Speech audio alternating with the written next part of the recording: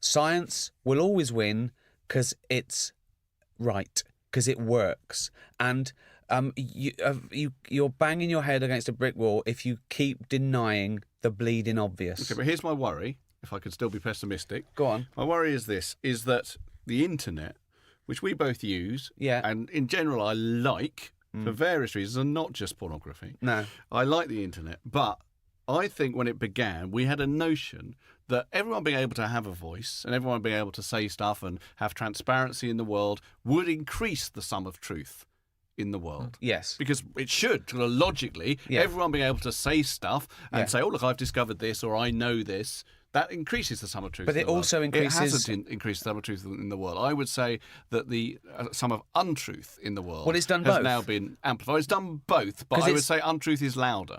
Well, untruth is louder because often it's a more popular view. It's the inconvenient truth versus the comforting lie. Or the mad truth that defines your identity, which happens a lot. I talk about this in my show, Humanity, where I say it began, and I'm sort of joking, but I think, it started going the other way, and this post-truth era, this new, I don't know, it is a sort of weird thing that's happened in the last couple of years. People are almost out about their hatred, and they feel more comfortable in their hatred than they have been before. It's like they've won something, and I think it started on Twitter, right? This post-truth era where it did propagate the myth that it's better to be popular than right.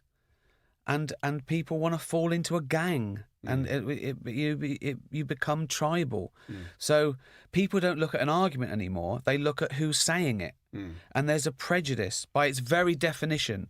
There's a prejudice. Who's saying this argument? I don't like him because he did this. Well, he's right in this case. I don't care. I don't like him. He's not on my side. But also the problem is that you'll both be aware of confirmation bias, which is a thing whereby people will only really hear what they already believe and what strengthens their own opinion. Sometimes I look at social media and think it is a great circus, a great shrine to confirmation bias. It is. Because if you've ever tried to change someone's opinion on social media, you'll find that all they will do is find what you've said completely not what you've said in order to bolster their own opinion. Sometimes by mistake, and sometimes willful, because they don't want to admit they're wrong. Sometimes, there's many reasons why people do that. Sometimes they just want to be part of your causal web. It's like heckling, right? Now, a heckler at a gig, they think that they're helping you in some ways, or they think that they've changed the future. They're suddenly included in in this thing you're doing, right? And I think that's absolutely.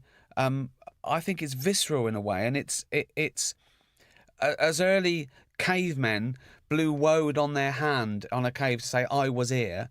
That's what people do more and more of now. From being an internet star to being a troll, they just want to say I was here. It's. I say this in my show as well. In my show, I talk about how some of the times when I get reactions to jokes, which are very extreme and very angry, I realise that the person isn't interested in the joke. No, they're interested in only saying my anger illustrates this about me. Yes. So, for example, listen to me. There is a joke I do about Oscar Pistorius, and I did on Twitter now, about how when he was under house arrest, that if I'd been guarding him at that time, I wouldn't have drunk much liquid before bedtime, right? And that is a joke about how obviously, I wouldn't have been wanting to go to the toilet in Oscar Pistorius' house. Sure.